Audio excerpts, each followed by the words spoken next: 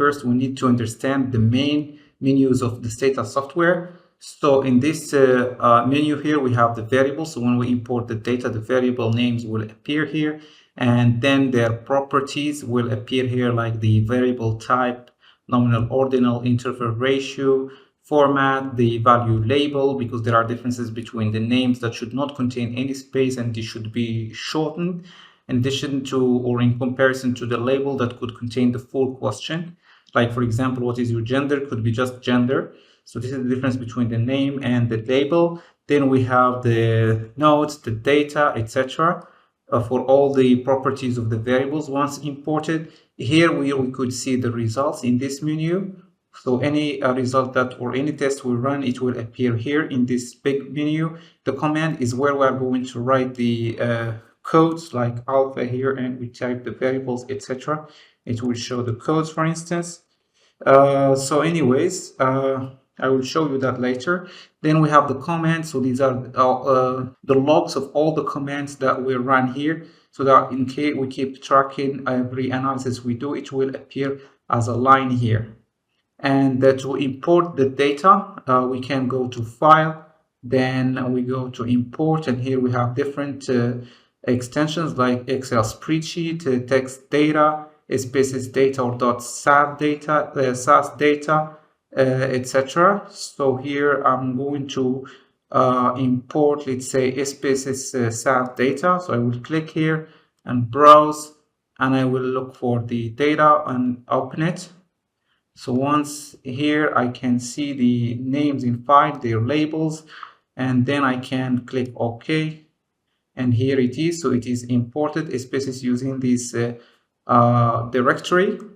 So once the data is imported, this is a Likert scale data. I want to, let's say, compute the overall reliability of each. So here I can put alpha, and then for Cronbach alpha reliability, and we put the number of items or their names, like OU1 to EOU4. So I will just click enter. And here is the average inter-item covariance, number of items in the scale 4, and the scale reliability, which is good.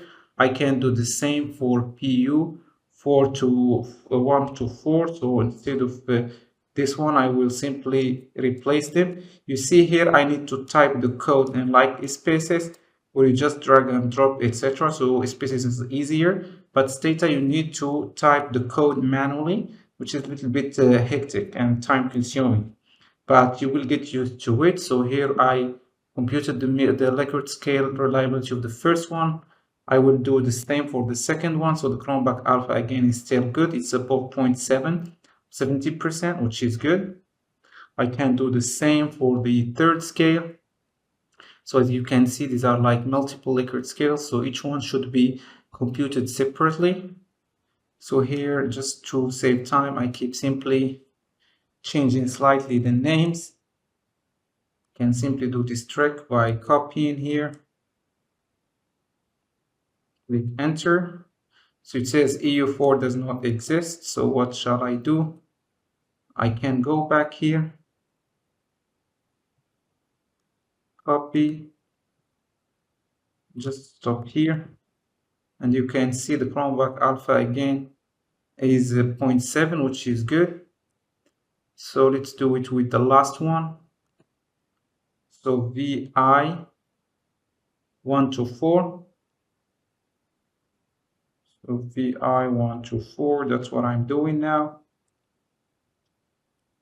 And I click enter, and that's it. So now I got all the Cronbach alpha reliability for each of the 4 variables, or latent constructs as we call them, following this technology acceptance model theory.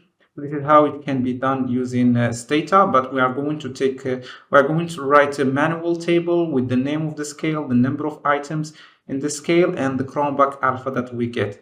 So here we can simply copy and paste this in a Word document, or we need to format it manually. So this is in brief how we can explore Stata, import the data, see the main windows. We can also check the data from here. And you can see it here, this menu. So you can see all the data that has been collected, or rather imported. So this is in brief how we can check that. You can see the names of the variables and their properties here. Like if we check gender, you could see it's default. If we check this one, you could see it's type, byte, etc. So anyways, this is in brief how we can go about initial data analysis and reliability testing on Stata, especially when it comes to Likert scale data. If you have questions or remarks, do not hesitate to post them below. See you soon. Bye for now.